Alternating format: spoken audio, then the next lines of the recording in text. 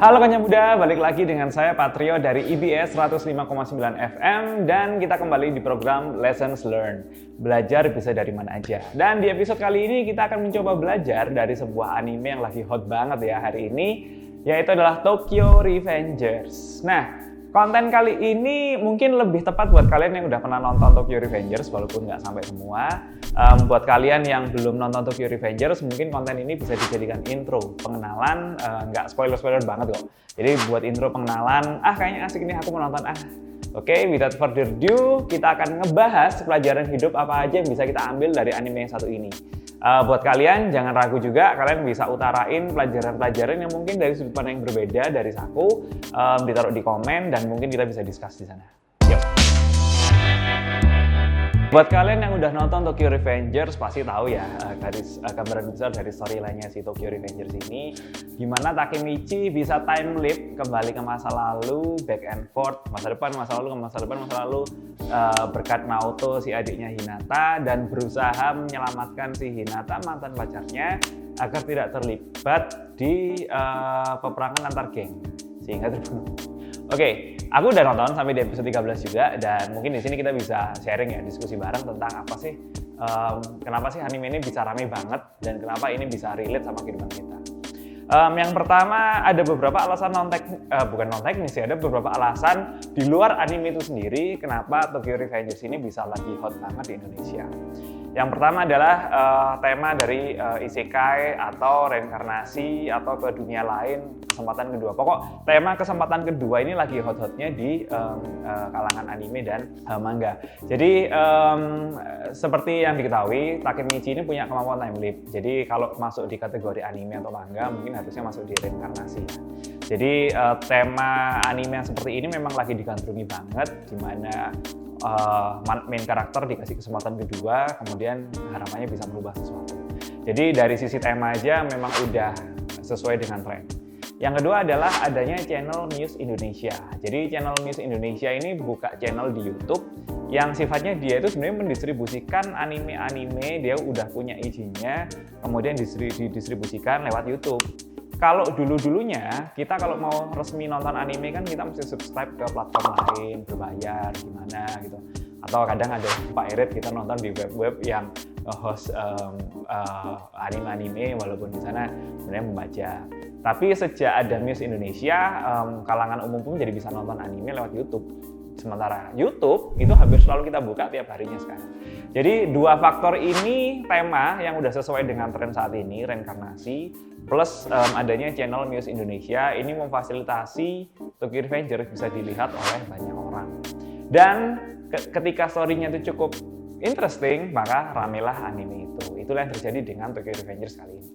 Kemudian gimana konten ini bisa relate banget sama kehidupan kita. Yang pertama adalah MC-nya, main karakternya, si Takemichi ini adalah seorang loser yang mana nggak punya kekuatan apa-apa. Jadi beda kayak overpowered reinkarnasi yang cukup umum ya. Biasanya kan yang reinkarnasi dikasih power sesuatu sehingga dia bisa merubah jalur hidup yang biasa menjadi sesuatu yang luar biasa karena dia sejak dilahirkan kembali dia punya kemampuan sesuatu. Kalau di sini enggak. Si Takemichi ini adalah seorang loser yang kebetulan dia bisa time leap, dia bisa ada kesempatan untuk balik ke masa lalu untuk mengganti ke masa depan kalau ternyata hasilnya nggak sesuai. Tetapi udah, itu aja. Dia hanya bisa kembali ke masa lalu, pribadinya nggak berubah, dia nggak punya kekuatan apapun. Ya itu, that's it. Itulah Takemichi. Nah, somehow karena karakter utamanya adalah seorang loser, ini kita jadi bisa relate. Karena ini kayak jadi perwakilan dari kehidupan kita di dunia nyata. Kita bukan apa-apa, kita hanya seorang biasa yang menyanyiakan kehidupan, dan bahkan jadi kita spend waktu lebih banyak untuk nonton anime daripada cari duit. Itu yang pertama. Kedua adalah kisah gangster. Dan ini template-nya kan di SMP. Somehow buat kita kayaknya masa-masa SMP sebelum corona ya, masa-masa SMP itu memang ada aja di geng-gengan, walaupun geng-gengannya nggak melulu sampai berkelahi gitu, tapi memang ada aja. Jadi memang disarankan buat yang nonton Tokyo Revengers ini buat anak-anak 13 tahun ke atas yang paling nggak sudah mengerti mana yang baik dan mana yang buruk ya. Jadi gangster di sini dalam tanda kutip memang bukan sesuatu yang baik, tetapi yang berusaha di highlight di anime ini adalah brotherhood atau persaudaraan yang ada di dalam I got family. Jadi kalau dari storyline, kita coba recap dulu ya dari awal ya. Jadi si Takemichi ini adalah orang yang loser, dia spend waktu males-malesan, dia sudah kehilangan respect. Jadi sampai-sampai ke bosnya yang lebih muda pun dia seringkali minta maaf, dibully anak kecil pun dia juga minta maaf. Yang kedua adalah mantan pacarnya waktu SMP, Hinata, ini terbunuh karena kecelakaan dan diperkirakan ada hubungannya dengan gangster yang namanya Tokyo Maji Gang. Kemudian dia bertemu dengan adiknya Hinata. Dia kemudian nggak sengaja dia kayak didorong orang waktu lagi di stasiun kereta api karena dia lagi shock ya karena Hinata juga terbunuh. Nggak sengaja ngerasa kayak didorong dan waktu didorong itu dia hampir mati ketabrak kereta api dan kemudian dia balik ke masa lalu. Storyline-nya kan kayak gitu. Dan sejak dia balik ke masa lalu, dia somehow bisa balik ke masa depan kalau berjabat tangan dengan Naoto, adiknya mantan pacarnya itu, dan sejak itu dia bisa balik masa lalu masa depan buat mengubah apa yang bisa terjadi di masa depan. Terutama yang dia harapkan adalah ending di mana Hinata tidak terbunuh. Nah, oke, itu recapnya. Sekarang apa yang bisa kita pelajari dari storyline semenjak Takemichi bisa kembali ke masa lalu? Banyak hal sebenarnya yang bisa kita petik dari sana tentang apa yang dilakukan Takemichi. Pertama adalah networking. Jadi story dari Tokyo Revengers ini nggak akan kemana-mana kalau Takemichi nggak ketemu dengan Mikey, leader dari Tokyo Maji Gang.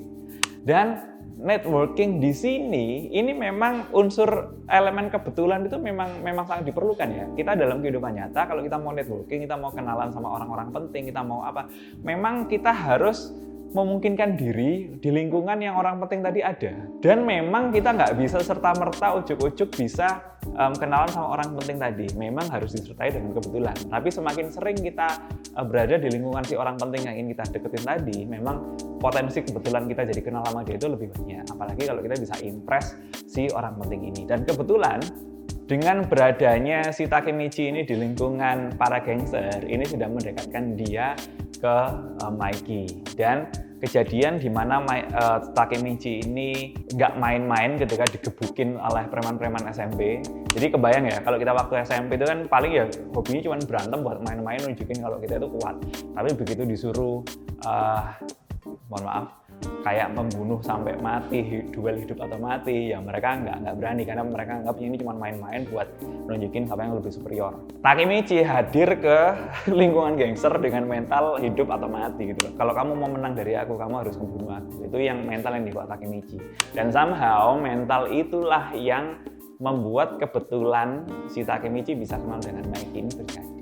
Jadi kalau kita ngomong pertama adalah networking, dan itu diliputi dengan kita harus berbaur ke lingkungan yang ingin kita dekatin, dan kita sama harus punya cara impress ke orang-orang yang menurut kita ingin kita deketin. Dalam hal ini adalah mentality dari si Takemichi. Kemudian kalau ditanya lagi, kenapa Takemichi bisa sampai di level mental hidup atau mati, sementara anak-anak SMP lainnya adalah mereka cuma gelut-gelut, mereka cuma berkelahi hanya untuk menunjukkan siapa yang kuat, siapa yang lemah, ngebully, cuma gitu aja. Tapi mereka nggak sampai di level itu. Kenapa kok Takemichi bisa? Simpelnya, sesuai judul ya, revenge, balas dendam. Takemichi udah capek banget untuk menyia-nyiakan hidupnya yang udah puluhan tahun. Ini di masa depannya ya, di versi dewasanya dia. Dia udah sumpek dengan hidupannya sendiri karena dia merasa udah menyia-nyiakannya. Nah, ketika dia kembali ke masa lalu, kemudian harus berhadapan dengan jagoan-jagoan yang senang gelut ini, dia ngerasa kalau dipukulin itu adalah hal yang remeh. Dia nothing tulus. Ini adalah sesuatu hal yang kecil dibandingkan dengan apa yang udah dia sia-siakan selama puluhan tahun. Terlebih lagi, dia sudah menyia-nyiakan orang yang sempat menyayangi dia sehingga dia sampai terbunuh. Jadi momen ketika dia punya nothing tulus, dia udah 100% untuk ya wes, aku kalau kalian mau berkelahi monggo, tapi kalian baru akan menang kalau kalian bisa bunuh aku. Jadi kesiapan untuk memberikan 100% tadi ini adalah suatu pelajaran yang penting juga, bahwa ternyata mentality state seperti itu aja udah cukup bikin lawannya keder, udah cukup bikin lawan tarungnya itu jadi mikir. Karena waktu di kalangan SMP waktu itu ya gelut ya cuma gelut-gelut itu aja. Sampai-sampai si Mikey nanya, Takemichi ini beneran masih SMP atau bukan kok sampai berani kayak gitu. Oke, jadi sekilas kita udah dapat 2 pelajaran penting dari Tokyo Revengers ini. Pertama adalah networking, kedua adalah gimana kamu bisa all in, nothing tulus ketika kamu udah tahu kalau hidup ini ternyata selama ini sia-sia. Jadi nggak ada yang bisa kamu perjuangkan selain kamu merubah hidupmu saat itu juga. Itu pelajaran yang kedua. Yang ketiga, ternyata semenjak Takemichi ini bisa kembali ke masa lalu, kembali ke masa depan, kembali ke masa lalu, ke masa depan, semua yang dia lakukan untuk mendapatkan hasil yang terbaik di mana si Hinata tidak terbunuh selalu melibatkan dengan menyelamatkan orang lain. Jadi kayaknya terhubung ya satu sama lain ya. Jadi ketika kita ingin berharap sesuatu yang baik terjadi sama kita, memang ujung-ujungnya adalah kita harus melakukan hal yang baik untuk orang lain dulu. Dan itu yang terjadi di Takemichi. Jadi karena dia ini bukan siapa-siapa, dia seorang loser, dia nggak punya kemampuan apa-apa. Secara nggak langsung untuk menyelamatkan Hinata, dia harus membuat lingkungan di sekitar Hinata itu adalah cukup baik. Nggak ada potensi kejahatan sedikit pun. Yang artinya Takemichi harus membuat orang-orang yang potensi jahat di masa depan menjadi orang yang baik atau paling nggak ngeribetin si Hinata supaya Hinatanya ini nggak terbunuh. Jadi ini suatu pelajaran yang unik ya, brotherhood. Dimana ternyata ketika Takemichi balik ke masa lalu, dia harus mendalami brotherhood, dia harus berusaha bersaudara dan dia harus berusaha menjalin hubungan yang sangat dekat, berusaha menyelamatkan satu sama lain di geng yang kemungkinan di masa depan itu bahkan ngebunuh pacarnya. Ini pengalaman yang oke banget sih. Ini bener-beneran pelajaran yang oke banget bahwa kalau kamu nggak mau terjadi yang buruk terjadi pada kamu, maka kamu harus membuat lingkungan itu jadi cukup baik untuk kamu. Kemudian yang keempat, menurut aku pelajaran yang paling utama di sini adalah bahwa nggak semua orang kayak Takemichi. Jadi nggak ada orang di dunia, mungkin ada ya, tapi kita nggak tahu. Nggak ada orang di dunia ini yang punya kemampuan untuk time leap kembali ke masa lalu. Jadi beda dengan Takemichi yang bisa back and forth kembali ke masa lalu dan ke masa depan, kita cuma diberkahi dengan satu kehidupan aja. Dan menurutku Tokyo Revengers ini mengajarkan kita benar-benar akan hal itu. Jadi puluhan tahun hidupmu udah kamu pakai apa aja gitu. Kamu sadar nggak sih kalau orang-orang yang sayang sama kamu di sekelilingmu itu mungkin jadi korban atau mungkin jadi cara nggak langsung jadi ikut hidupnya nggak sukses, nggak makmur hanya mungkin karena kamu juga. Apa yang udah kamu perbuat untuk lingkungan kamu. Dan di Tokyo Revengers ini mengajarkan bahwa nggak ada waktu yang terlambat untuk kamu mengubah itu semua. Bahkan sekalipun kalau kamu adalah seorang loser kayak Takemichi. Karena kalau Takemichi bisa, kita bisa. Oke, overall itu adalah pelajaran yang aku terima selama nonton 13 episode dari Tokyo Revengers dari awal episode sampai sekarang ya. Nah, kita mau buka kolom diskusi, mungkin kalian ada pelajaran lain yang kalian petik dari anime ini tentang Tokyo Revengers, silakan utarakan di kolom komen, kita bisa saut-sautan di sana. Dan kalau ada konten-konten lain yang menurut kalian sesuai dengan tema kita, lessons learned, belajar bisa dari mana aja. Mungkin dari film, dari anime lain, atau mungkin dari apapun, kalian bisa utarakan di komen juga, akan kita bahas di episode-episode berikutnya. Oke, sampai di sini. Terima kasih. Bye-bye.